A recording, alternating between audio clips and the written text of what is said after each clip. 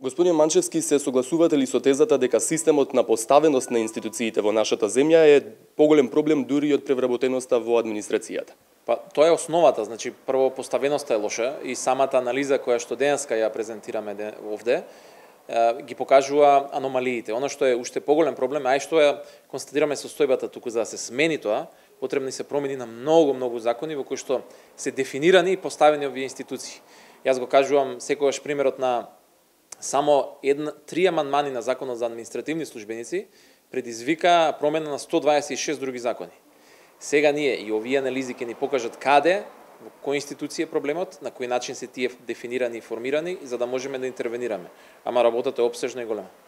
Гледате ли простор за рационализација на веќе постоечките јавни институции во смисла на поврзување или можеби укинување на некоја од нив?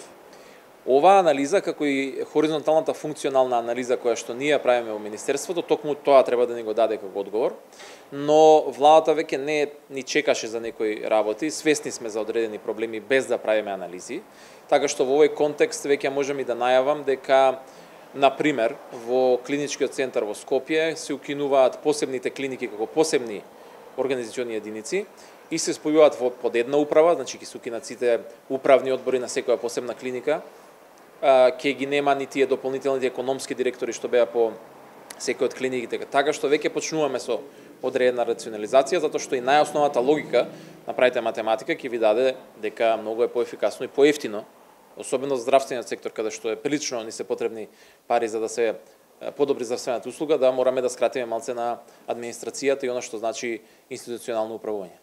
Што мислите за тоа што во членови на некои управни одбори дури не земаат никаков надоместок за седници, а во други институции пак добиваат и до 400 евра надоместок од одржана седница.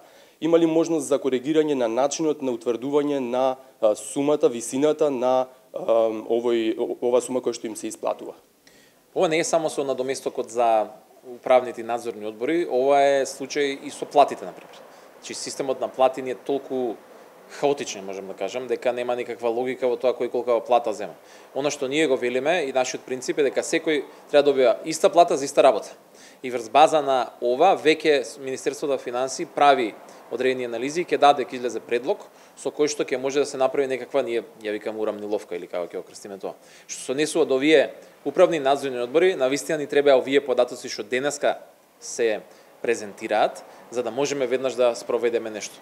Она што генерално им фарли на институциите кај нас е основни податоци, анализи врз база на кои што ќе може да знаеме точно по секоја институција реалната состојба, за да може да ги превземе конкретните мерки. И затоа ги договоривме и овие истражувања, затоа ни се потребни и овие анализи, за да врз основа тоа можеме конкретни мерки да превземеме. Како гледате на податокот дека е и огромен бројот, вкупниот број на луѓе кои што членуваат во управните надзорните одбори?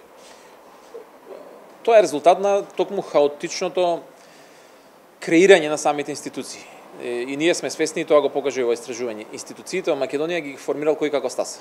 Значи дел ги формирало собранието, дел владата, дел посебни министерства се формирале институции.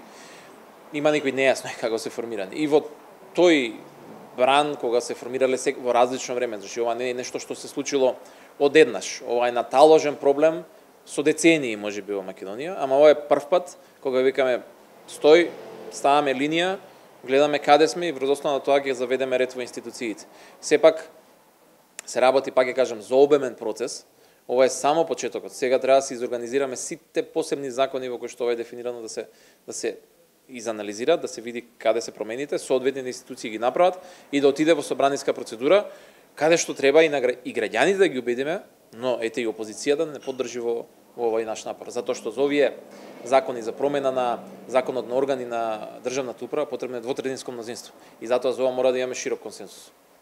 Како гледате на фактот што ни половина од институциите кои што биле опфатени со ова истражување не одговориле по барањето за слободен пристап до информации од јавен карактер за да кажат колку трошат на надзорни и управни одбори?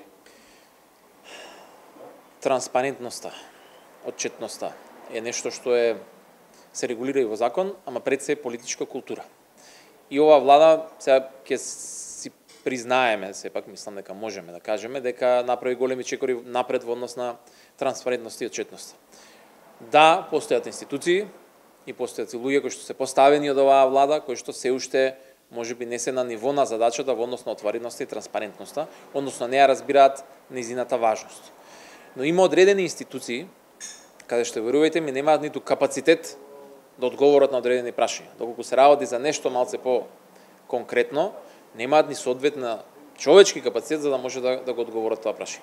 Сепак, тоа не е оправдување и апсолутно ги повикувам сите оние кои што не добиле навремено информации од страна на било која институција согласно закон за слободен пристап на информации, веднаш да се обратат до нас за да можеме да реагираме. Меѓутоа, и генералната политика на оваа влада е сосем обратна начинот на кој што размислуваме од можеби претходно. Некои информации да се објават. Туку кои се само оние информации кои што не треба да се објават, кои што се од национална безбедност важни и така натака. Се друго треба да се објави. Нема потреба граѓаните да не знаат било што, било кој документ за работењето на некоја институција кој што тие плаќаат. Ви благодарам за разговорот. Фала и нас.